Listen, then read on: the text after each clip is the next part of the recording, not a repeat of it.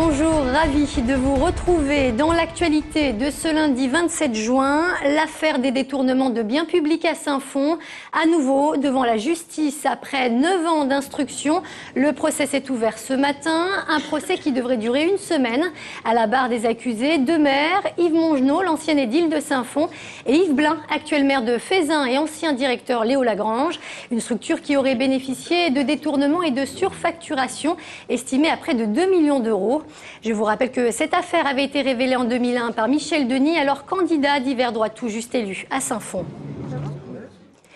Le braquage aurait pu mal tourner hier matin dans un magasin de Givors. Deux hommes munis d'un pistolet et d'un fusil à pompe ont fait irruption dans une boutique de la zone commerciale. Voulant intimider le personnel, l'un d'eux a tiré un coup de feu en l'air, endommageant ainsi le système électrique.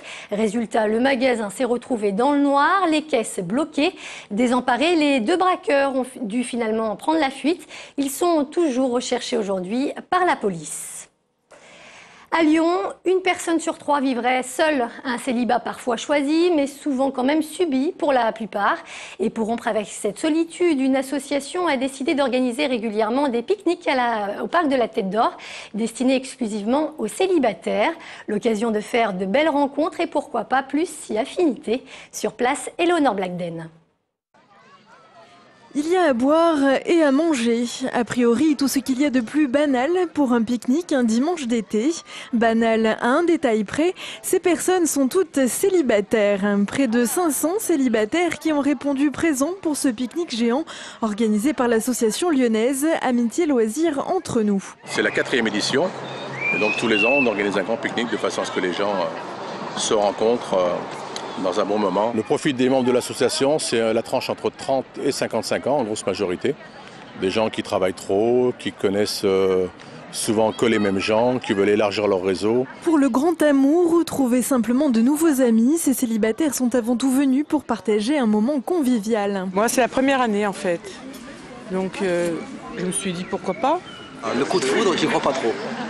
Mais je crois en l'amour. C'était pas mal. Il fait tellement beau et puis on m'en a dit du bien que c'est très convivial et c'est vrai. Oui, j'ai sympathisé, j'ai discuté avec pas mal de monde. Oui. J'y allais surtout pour rencontrer des gens, revoir des gens que j'avais vus à des apéritifs qui étaient sympas. Peut-être que l'amour est dans le parc, mais pour l'instant, je ne l'ai pas rencontré.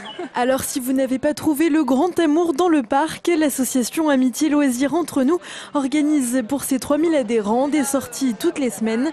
Autant d'occasions et de possibilités pour de nouvelles rencontres. Il avait annoncé qu'il ferait qu'un seul septennat, promesse tenue. Gérard Rigaud, le crieur public de la Croix-Rousse, a décidé de ranger son mégaphone et son désormais célèbre képi. Le comédien qui avait en 2003 remis au goût du jour cette vieille tradition perdue s'arrête donc. On ne sait pas encore s'il aura un successeur. Gérard Rigaud, lui en tout cas, a des projets plein la tête. Il y a d'autres projets. Il y a toujours les visites d'idées décalées du quartier qui continuent. Et puis il y a des choses qui vont germer, mais d'abord je laisse reposer tout ça. Ce que je retiendrai, c'est que l'indifférence générale et généralisée peut être parfois ébréchée et qu'on peut encore se parler dans l'espace public et toucher les gens et vivre des vrais moments. 45 000, c'est le nombre de personnes qui l'ont déjà vu à Lyon. Indian Highway 4 s'expose encore durant un mois au musée d'art contemporain. Sur près de 1000 mètres carrés, une trentaine d'artistes livrent leur regard sur ce pays en perpétuelle effervescence. Présentation Benoît d'Autriche, Éléonore Blackden.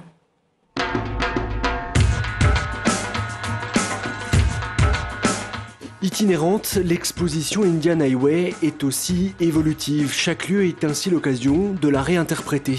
Ici à Lyon, ce sont 31 artistes, 31 regards sur l'art indien qui sont exposés sur 2000 mètres carrés.